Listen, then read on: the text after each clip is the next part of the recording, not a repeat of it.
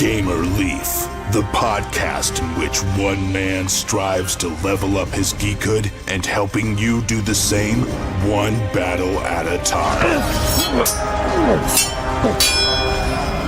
Now, let's get geeky with Gamer Leaf.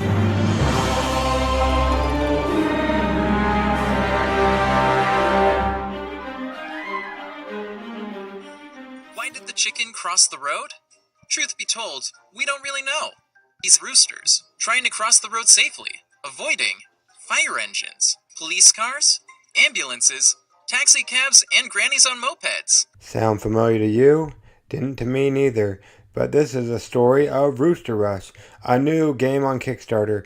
Tonight we're lucky enough to have on, well, you'll have to wait and see. Once again, this episode is unofficially sponsored by Game Anywhere Tables, which is just about up or already up on Kickstarter and done with. But you can still get their games. Go to GameAnywhereTables.com and you should be able to find it. Or just search Game Anywhere Tables, the best thing since sliced bread, in my opinion. Hopefully they'll still keep us on as sponsored. But this episode has been unofficially brought to you by them. The greatest thing since sliced bread ever. You can now game anywhere due to the greatness of Game Anywhere Tables. Game in your garage. Game anywhere. Take your table with you on a flight, in a car, anywhere. You have fun now, and come back soon. Now on to our show. Welcome to Getting Geeky with Game Relief. Tonight we're lucky enough to have, well, I guess whenever you catch this podcast, we're lucky enough to have on Seth Hiat, who is the CEO of Mayday Games. Am I correct, Seth? That's correct. Thank you for having me. I appreciate it. No problem. We're glad we could catch up with you. Let's go back to the beginning. How did you get into board gaming? Well, I mean, back in the olden days when the Dead Sea was only sick, I guess I started playing Settelers of Catan back in about 1998. No, yeah, about that, I guess. A long time ago, and started playing, and then I really liked the games, and I eventually opened a little store and resold some other people's board games for a number of years on eBay, and had a little small game shop in Utah. And then in 2008, we opened up Mayday Games. Started with just a couple little products and did a lot of accessories and card sleeves and things. And then in about 2011, we started doing Kickstarter with some of our games. And that's when things started to really take off for us, really, is about 2010, 2011, we started doing more board games. Cool beans. So how does somebody go from playing one, I think it's Gateway Game, isn't it? Settlers of Catan, to selling their own games or Kickstarting their own games? Well, I still remember the day that I played Settlers of Catan. I played it with Cities Knights and 5-6 player expansion back in the day, and I loved it so much that I wanted to go out and buy a copy. The only place I could find it was at a local retail store, and it was $120 for the base game, the expansion, and both 5-6 player expansions. I'm like, I cannot pay that much ever again for a game. This is crazy. So I started looking around, and I got on an account with a distributor and started getting a decent discount. And I was like, hey, if I get a discount, I can sell this stuff. And so it kind of one thing led to another. And I was already selling some products online on eBay, and I just added board games to the mix of products I was selling, and had a liking for it, really enjoyed it, and realized that there was quite a following in Utah for board games, and there weren't many people discounting games at the time, so selling them on eBay was a natural extension to that. And then in about 2008, I just wasn't making enough profit on eBay to make it worth my while, and I thought, I'd really rather sell my own products, and started developing other board games and board game accessories from there. Cool. So did you have an actual physical shop there in Utah then? Yeah, we mostly did online stuff, but we did have a physical shop. We had people that come in and buy things. And in fact, that's how I met Ryan Brenz, our president, is he used to buy board games from us at a little discount, and then he'd go sell them to people kind of Tuperware style, house to house. As they did board games, he'd sell them and kind of play them with them and teach them how to play. And that's how I got to know Ryan, and he's now the president of Mayday Games full time. So it kind of, my hobby grew into a career, and then his hobby grew into a career with us. Well, that's pretty cool. Yeah, I never heard of that, like Tupperware for board games. Is there anybody doing that still, do you know? I don't know. He did that mostly as a hobby, but more for love of it. I don't think he ever made a ton of money doing it, but that kind of put us in touch with one another. We both had a passion for it, and he was really good at what he did, and that's kind of how I got to know him, and how he ended up being president of Mayday when it got to that point as we continued to grow. Cool. Yeah, that's a really interesting concept. Cool. So, Yeah. yeah, Settlers of Catan. I didn't know that was back clear back then. I really recently just got into board games. My wife's been doing the Kickstarter thing and stuff for a couple years. I kind of finally got into board games last year, to tell you the truth, and fell in love with it. Started with what was it? Fell in love with the. Yeah, I can't even remember what it was.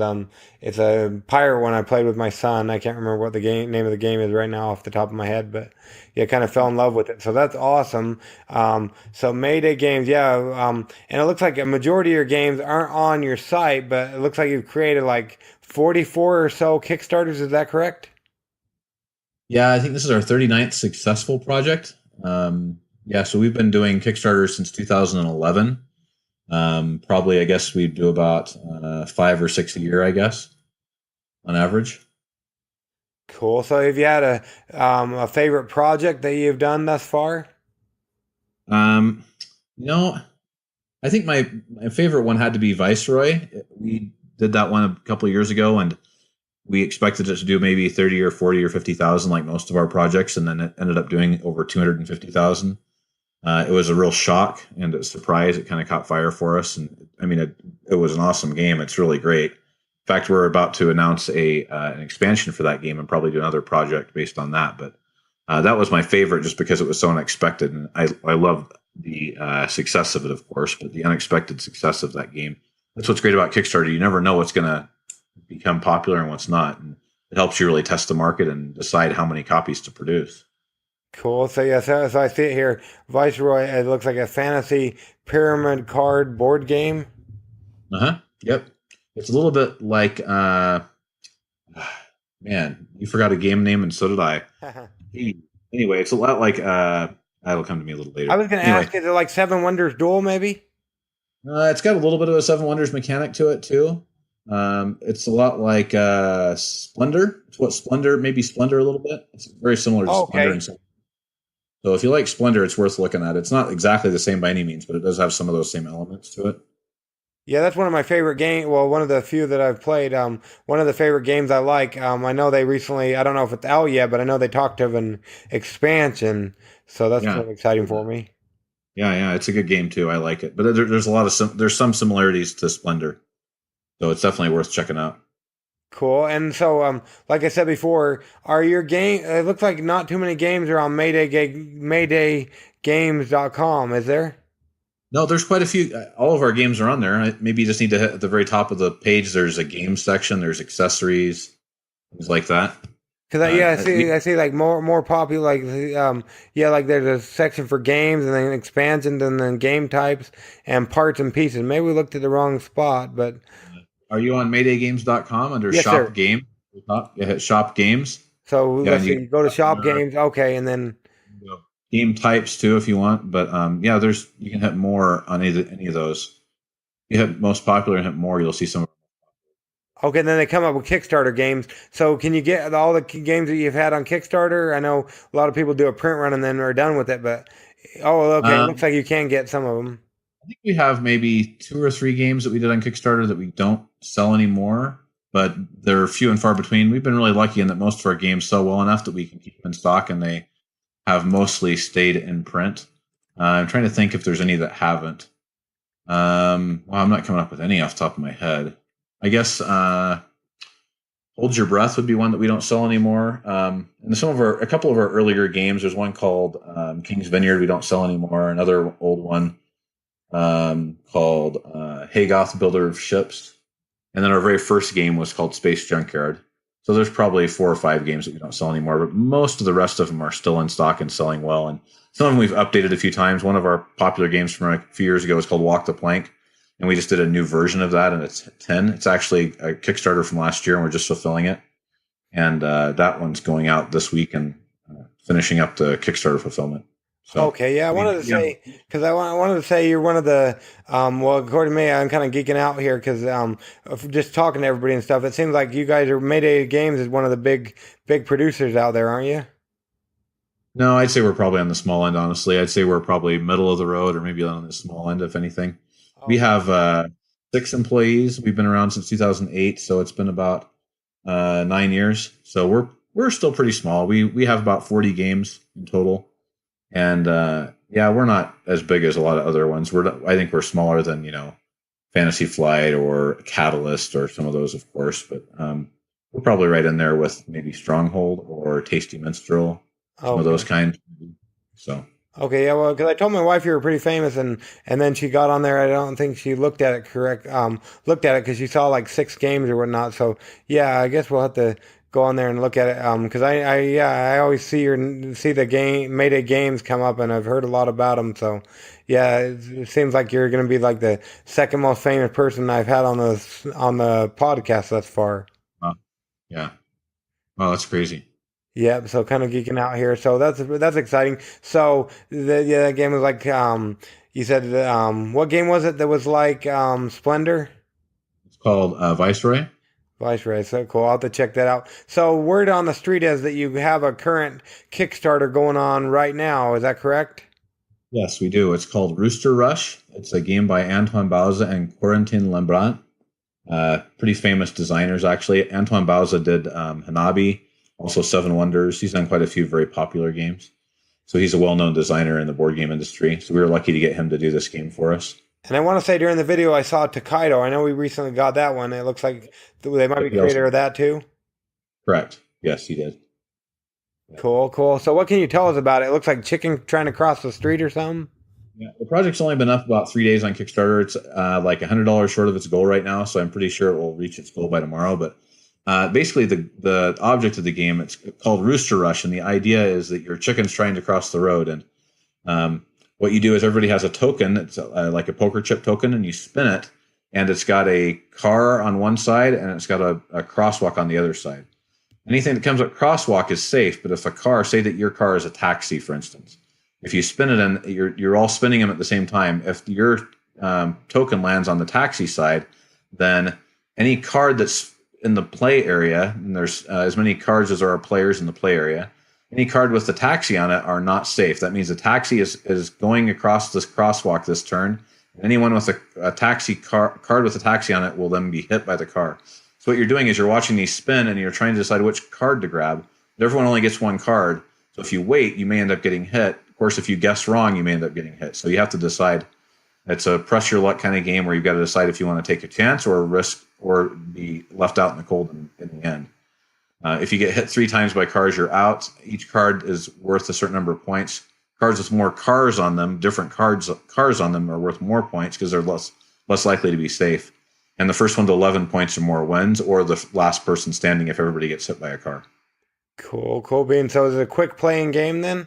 Yeah, it's like 15 minutes, 3 to 6 players, 7 and up. Anybody who can flick a token, kind of spin a token around like a poker chip, it can pretty much play it. It's a very straightforward game.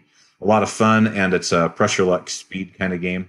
So yeah, it's definitely got a lot of appeal. The neat thing about it is we'll probably retail this for $20 or at least 15, but right now we've got it on Kickstarter for $10, and we have a limited edition that's Kickstarter exclusive for 15. So it's a very cheap entry point. And it looks like that's a hot one because I see that you have one backer for the $10 pledge, but everybody else is going for the $15 one, it looks like. Yeah, it tends to happen a lot on Kickstarter. People like the idea of having the standard one. That's the one we'll put out in the stores. But if you look at what you get for the extra $5, you get a special designer token with each of the designers on each side. You get a bunch of bonus cards and a special box. There's a lot of extra stuff in it.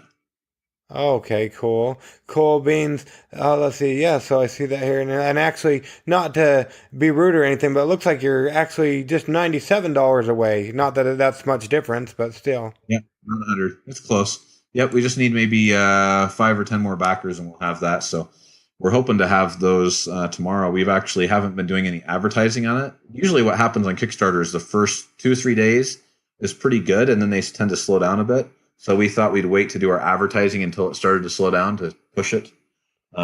So see how the word of mouth went. So we're going to start doing some advertising for the game and promotion for the game in the next day or so here, and hopefully that will help it take off a bit. We'll be curious to see how that works. Well, there you go. But, yeah, I've heard that it usually goes like the first couple days and then like the last 48 hours. Is that true? Like there's a lull in between? Yep, there's definitely a kind of a lull in between there. That's part of why we don't do our projects for longer. This one's only 2.5 weeks. So it's got about 2 weeks to go, or a little over that. And yeah, it just drags out the middle part if you make it longer. I'm not really a big fan of those middle days anyway. So why have more middle days than you have to? Well, that's true. That's true. So, it sounds like this is a relaunch. Is that right? Correct. The first time we launched this, we only got less than $1,000 on it and like 100 backers. So we're already like triple that now in 3 days. So it's low for us, but we're still happy that it's going to fund, and we're still optimistic that it's going to do pretty well for us. We'll know in a few weeks here. Cool. So, But did you revamp things, or what happened with the relaunch? you can actually pull up the old one if you search on Kickstarter for the old one. The video is different. We changed the pledge levels. We dropped the price from 15 to 10. We added the limited edition Kickstarter exclusive stuff. Just the presentation is cleaner. The video is more shorter and a little more exciting.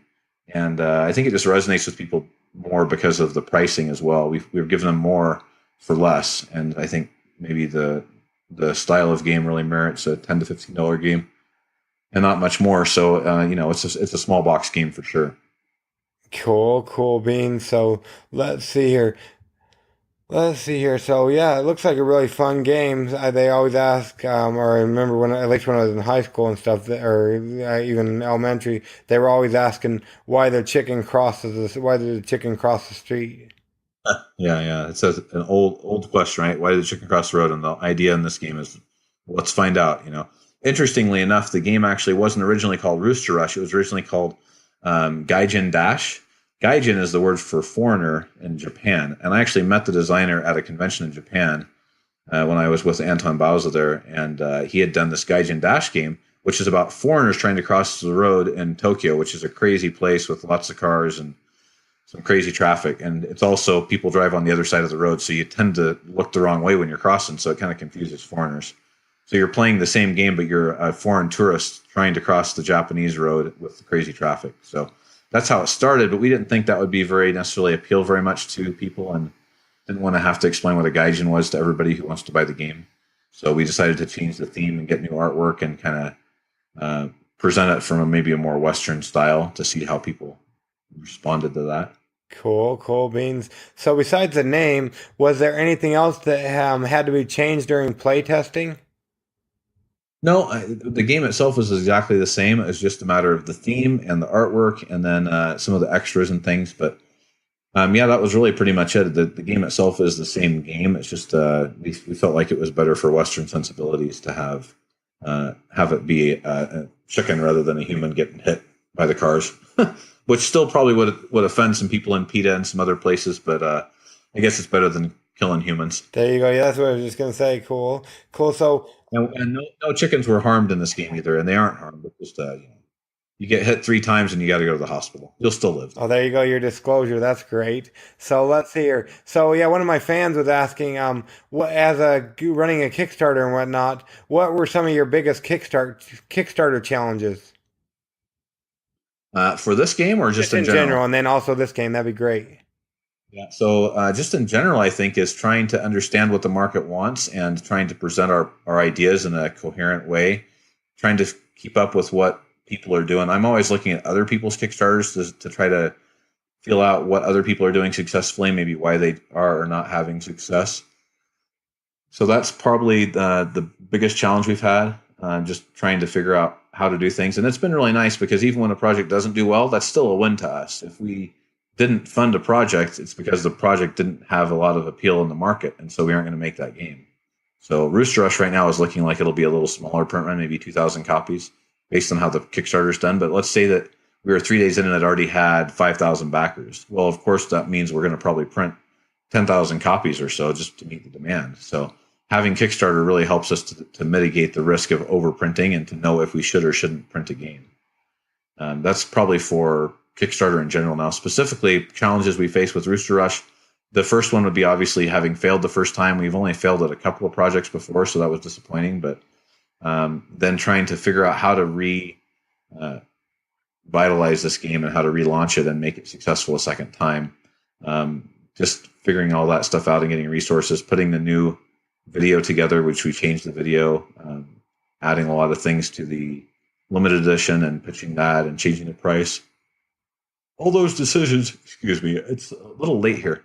All those decisions end up being tough to decide, and you don't know if you're doing them right or wrong until after the fact. It's too late to change the pricing now. It's too late to change most of the base stuff in the game, and you're gonna almost have to let it ride and see how things go.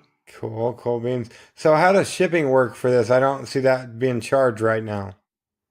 It's not charged when you back the project, and if you look at the very bottom, it says shipping. It'll say we're going to charge for shipping after the project, and this is about what you'll pay, but we're going to charge actual shipping based on the actual shipping costs. So we will handle that on the back end. What we'll do is have it's called a pledge manager. So rather than filling out a Kickstarter survey that says, "Hey, what's your address? Where do we send it?" You will go to a third-party website and fill in your name, address, and it will ask you what your address is, and then based on that, it'll tell you the actual shipping, and then it will also give you chances to add other things, maybe a second copy of the game, maybe some other games we've sold, just different things you can add on if you like. And then once that's complete, we'll send out your product. And in that process, if you buy more stuff, you'll pay for your shipping and also pay for any add-ons you do with a major credit card. Okay, cool. And so let's see here. So it sounds like you'll print. Do you usually print double what is funded on Kickstarter? How many backers you have? It's a pretty good rule of thumb, but it doesn't always necessarily pan out. We've had good and bad things happen with that, where we've overproduced or underproduced. It's a pretty safe bet, though. That's probably the best rule of thumb for us, but that's also considering that we have pretty good distribution both in the U.S. and worldwide. We have a lot of distributors that we know will take copies of the game, and we do sell some on our website and directly at conventions. So we want to have some extra stock. If this was our first project, we probably wouldn't be able to do that. We would just, say we sold 1,200 copies, we'd probably make 1,500 and only have 300 to get rid of. But if in our current situation, if we do 1,200 copies, we'll probably do 2,000 or 3,000 and just see how it runs. Okay, cool. And then so I imagine it goes to the flagship stores or whatever they call them as well. We just sell. We'll fulfill the Kickstarters, and then once the Kickstarter backers all have theirs, then we'll send it to distributors. So these distributors then will sell to individual stores that either want the game or that they push to buy the game. Mostly, they rely on the stores to put in orders, and then from there, then those stores will sell it to end customers. Users. Okay, cool beans. So let's see, what's the thing you're most proud of with Rooster Rush? I'm really proud of the fact that we were able to get such a well-known designer to do one of our games. We've done a lot of first-time designers and a few others, but to have an actual well-known designer come with his game to us is really nice. And so I'm really proud of that. And I am really proud of how the artwork turned out too. I think it really turned out well. It captures the theme of the game and made it really cute. Really enjoyed that artwork style. So I'm proud of that. And I am proud of the way the Kickstarter turned out. Even if it's not going to fund by a huge amount, who knows what it will do. But to take a Kickstarter that failed and turn it around into a success is a really nice thing. Usually, if something fails, to me, it's like, well, maybe that's the market telling you the game's not that great or we're not interested in it. But this shows also that there can be circumstances where we've either priced it wrong or the presentation just isn't that sharp or there's some other problem that we can fix. So this gives me a lot of hope for the future of our other projects should we have another one fail in the future. There you go. So what kind of turnaround was it before you relaunched? It was about a month. We ran one project in between it. We just finished up another game. So maybe about 6 weeks. We were working on this one in the background the whole time while we were in the other one, but it's definitely something that was on our list. Some games if they fail, we just won't relaunch them if they're not good, or we'll reduce the print run significantly. Things like that. We have had a few fail that we didn't end up doing, and so that happens sometimes too. So getting the designer. How did you go about getting the designer? Did he contact you guys, or you contacted him, or how did that go down? No, I contacted him when we were at that Tokyo Game Market, it's called. It's a game fair that I saw him at be about a year and a half ago now. And I actually was so excited by the idea that he was there selling his own game that I went there. Oh, excuse me. I'm sorry. I am too tired. I went to his booth before they even opened because I had an exhibitor pass. And I'm pretty sure I bought the very first copy of the game, and he only had 500 of them. But I talked to him in person and said, hey, I'll come back when you guys aren't busy because I know you're going to start selling. But it was definitely a popular game. I think he sold out, and being able to talk to him there in Japan was really nice. He has an affinity for Asia, and so do I. So it's kind of a nice thing to touch base on. Yeah, I was going to ask you about that. It seems like you've traveled around, done your quite fair share in different states and different countries and whatnot. How is the gaming different in the different places you've been, and where all have you been? Well, I've been a ton of places. I in 2011, I moved my wife and 3 kids to Suzhou, China. We lived in China for 5 years and just came back last year. But I've been all over the place. I've been to probably 30 different countries in the last 5 years. And I go to every October, I go to Essen, Germany for the big Spiel game fair there. I'll go back to Tokyo in early December again for that convention. Just got back from Gen Con and Origins before. Right after Gen Con in Indianapolis, I flew straight from Gen Con directly. I was home for one night, and then I flew to Beijing, China to the DiceCon convention there the next day. So I've seen a lot of different things, and it is interesting to see the differences in players. In China, for instance, that's a much less mature market. And mature, I mean, they don't understand what types of games are out there. They mostly think of games as either chess or Chinese chess or some other game that they've maybe heard of, and these kind of games are really unknown to them. And the pricing is much different as a result. I think people usually discount their prices pretty well when they're at a convention in China, because people have a tendency to be careful with how much money they spend in China. So, but yeah, people are different everywhere. There's differences of how people buy, what they buy, the pricing that they'll bear. Everywhere in the world, it's all different. So it's been really interesting and fun to go and see those differences and understand those markets a little better. Interesting, cool beans. So yeah, that's awesome. And you're based out of Utah, then that's where you started, you said, and so now you're back in Utah? Correct. We moved back here. We've got family around here, and my wife and I met at a college here, Brigham Young University. My daughter's actually attending there now, so kind of come full circle, and here we are in Utah again. But I do travel a lot, so I still have don't let the grass grow under my feet too long. There you go. That's cool. So let's see here. So per se, somebody's fallen asleep at the wheel and just barely been jolted awake, so they don't get an accident. It'd be because of my voice, not because of your game or you. But why should they take a chance on this game on the Kickstarters, especially because there's so many great games out there on Kickstarter? Yeah, there definitely are. I'd say it's a fast, easy game that's a gateway game. It's a game you can play with anybody in 15 minutes. It's not going to be like a brain buster. You're going to have to sit there and read the rules for 2 hours and try to explain it and play a 3-hour game. It's a quick, easy game. And it's $10. You know, if I can't convince you to buy a game of ours for $10, then I guess I'm in the wrong business.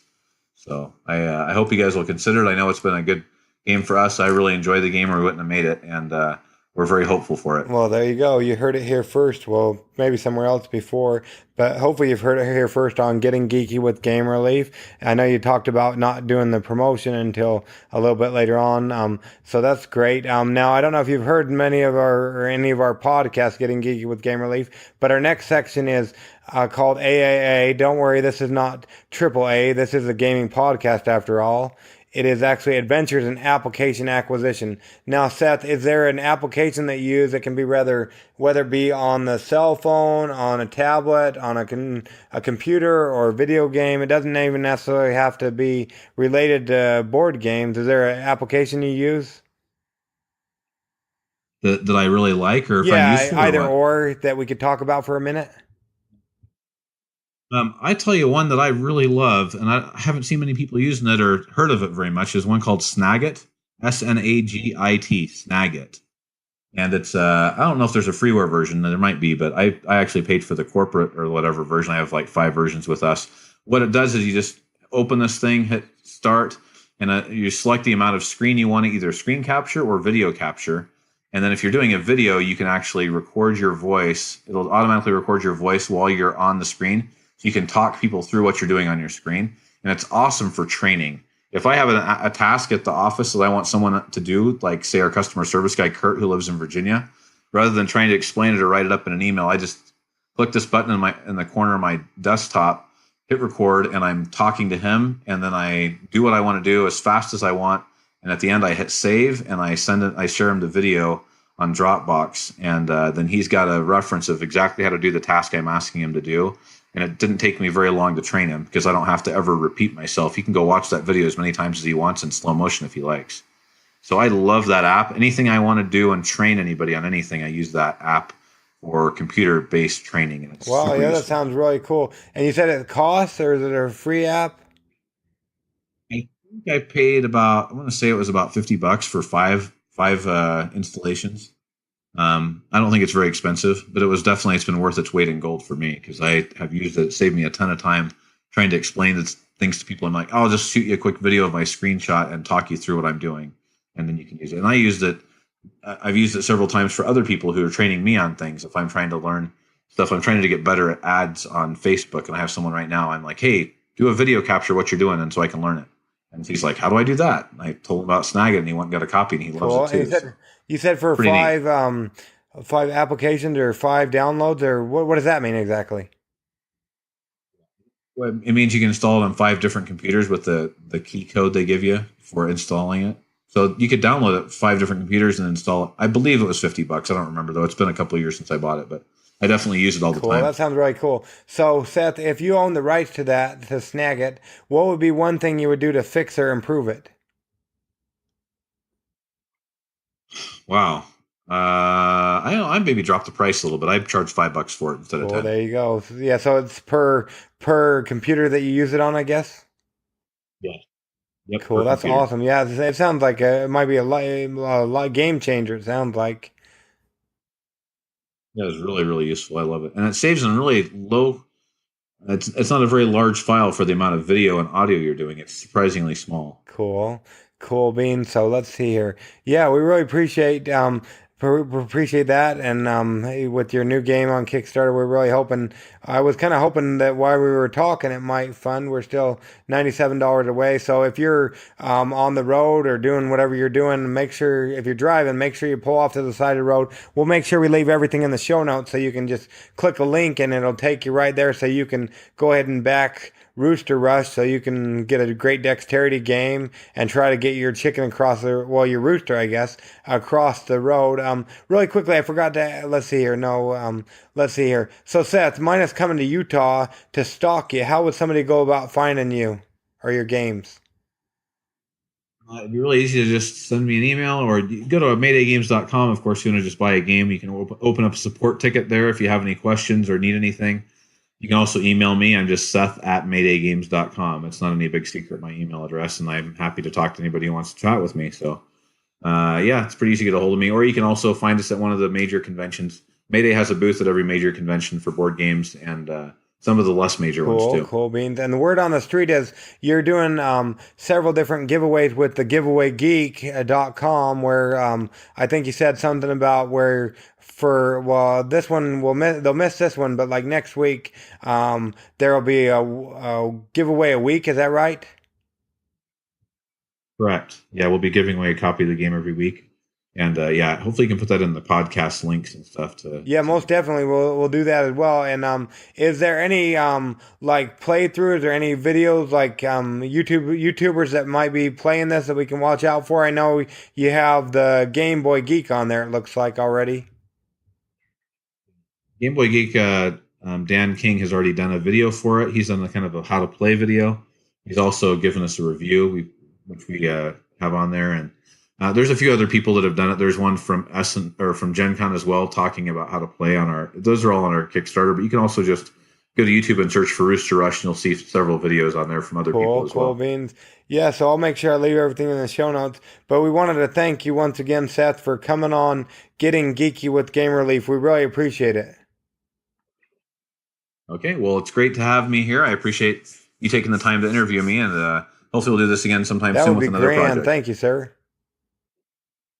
Okay, thank you very much. Have a great night. Okay, That's how you do it. guys, so today I'm going to be talking about some games. Yeah, Kickstarter Corner. Today we'll be talking about 9 games. Let's start off with a joke. Knock, knock. Who's there? Chicken. Rooster. Rooster who? Rooster your own business. Give us a like if you liked that joke. So we're going to first be talking about Rooster Rush. $10. $10 something. So you can, so it's 15 minutes, 7 and up, and 3 to 6 players, and it looks really, really fun. So it looks like you're trying to put people into balls and roll them. That sounds cool. The Speedy Dexterly Pectory game. Code designed by Antoine Bauza and Corentin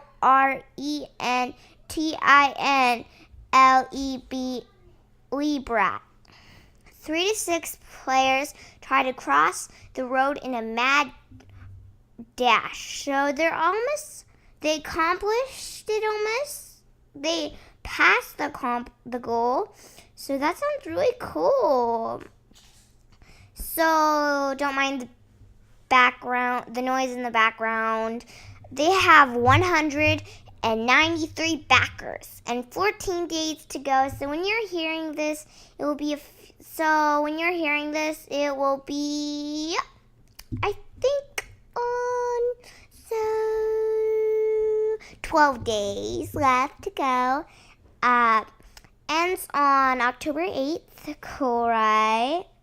So yeah, that's a cool game.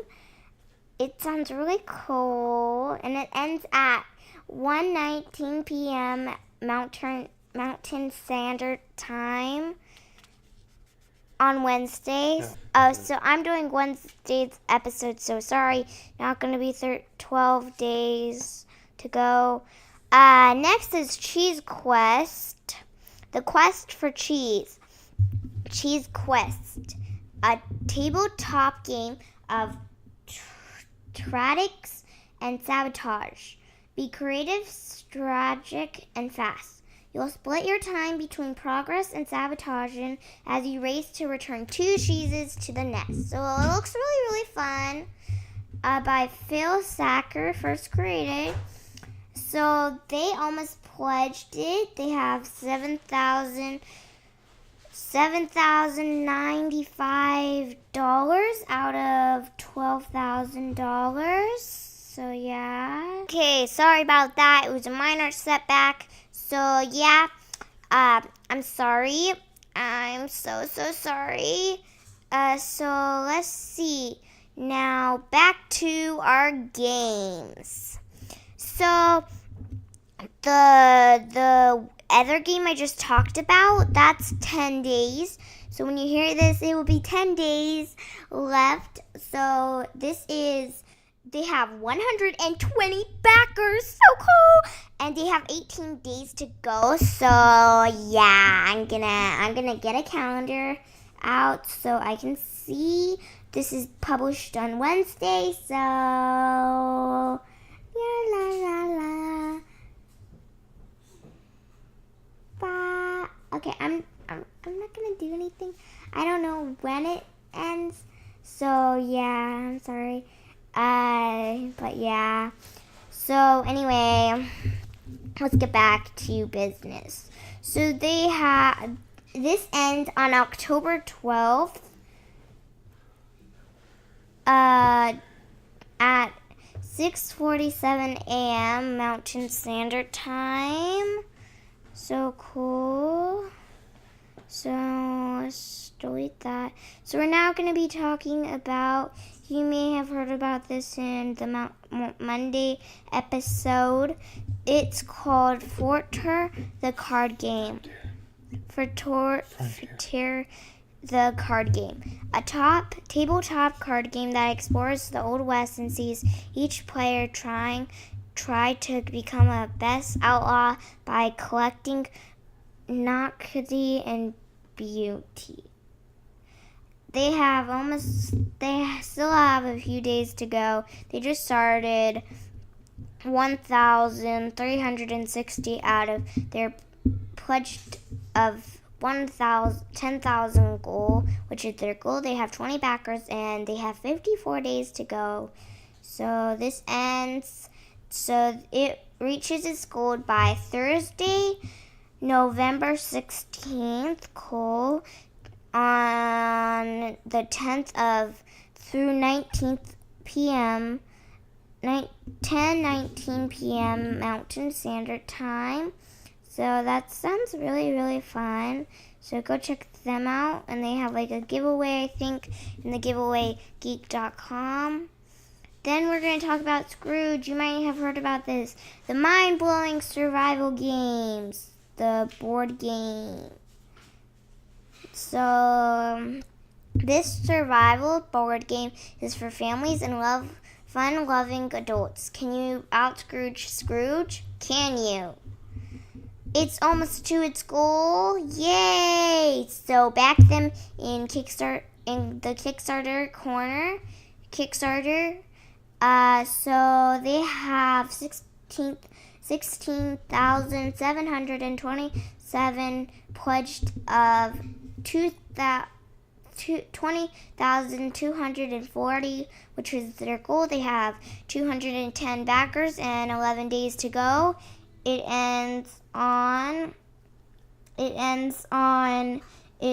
reaches its goal by Thursday, October 5th,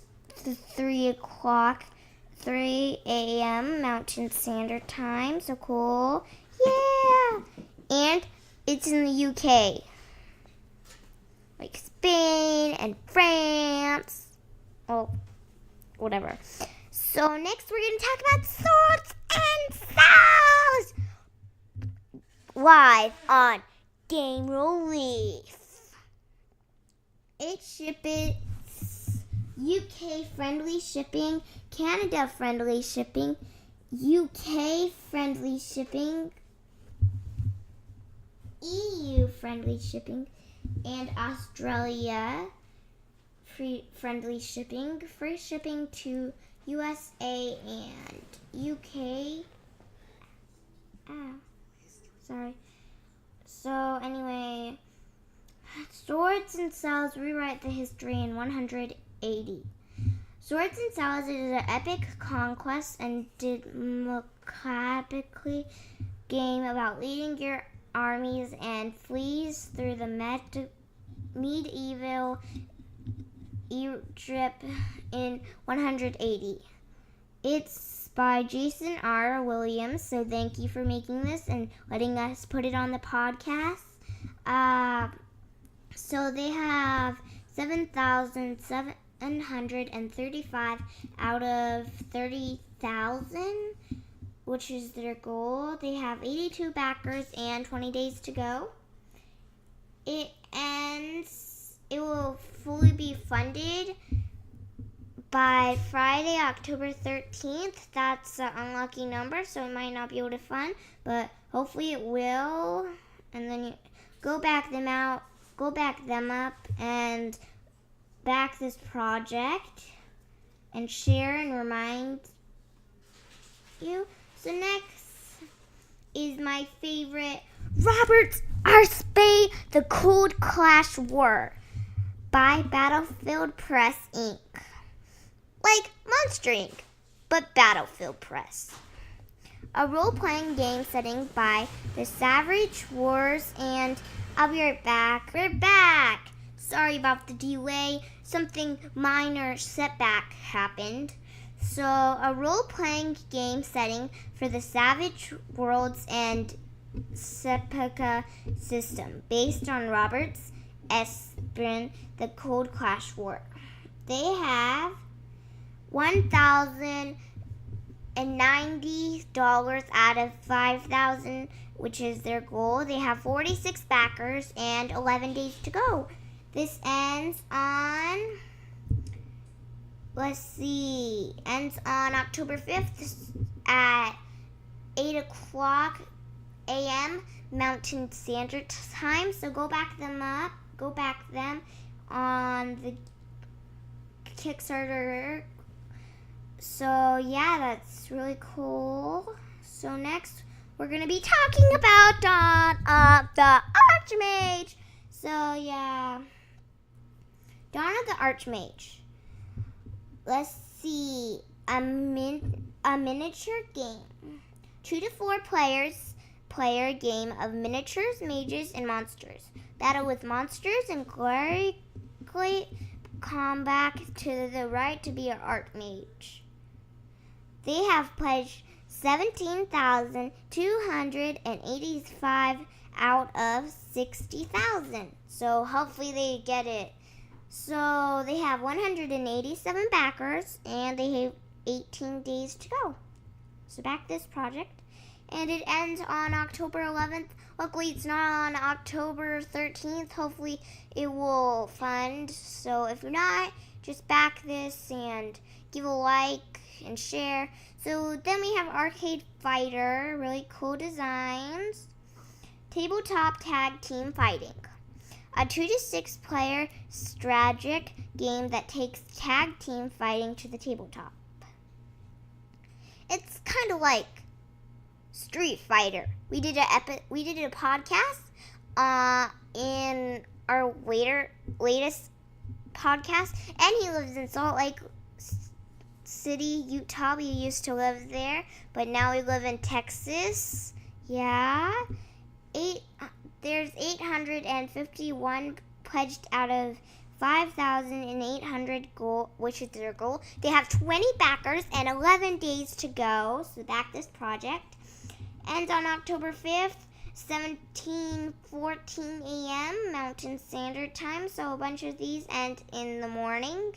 So last but least, we have Ancient Artifacts. Best for last. Friendly shipping in the USA, the UK, California, and somewhere else. So hope you live there so you can have friendly shipping. It's a really cool game. It's related to Indiana Jones, so if you were born when Dad was born, it was in the 1980s or something like that. So Ancient Artifacts, a roll and write game for 1 to 4 players. I bet it's an RPG game. Battle human jungles, deep oceans, and buried treasures. Tomb raiders and even other archaeologists is in the search for artifacts and glory. Related to also VeggieTales, Larry and the Magic Hairbrush. Awesome! It has 8,161 pledged out of 11,000, so it's about to reach its goal. Hopefully you back this project. If you do, give a thanks. So this is by Derek Julie. 323 backers and 7 days to go. Ends by Saturday, so it ends before on-dinner conference at 11:59 p.m. Mountain Standard Time. So we hope you had a good day, and we're also going to thank our Patreons.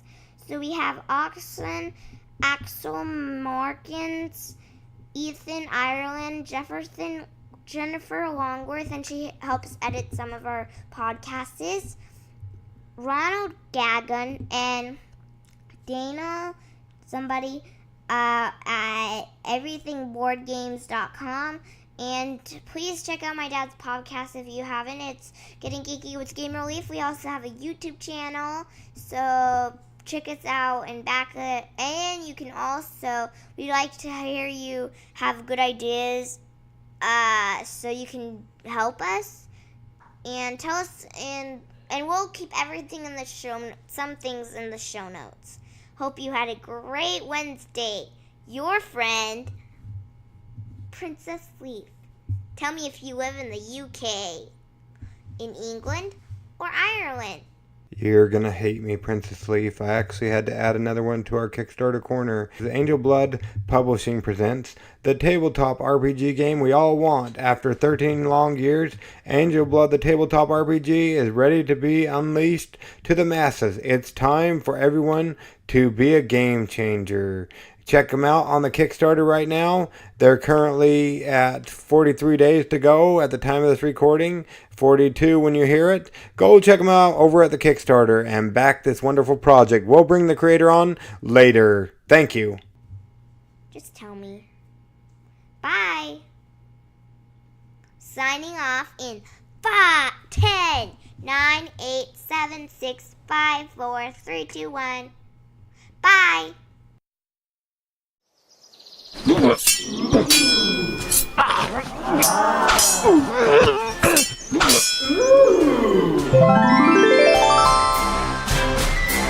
Gamer Leaf levels up.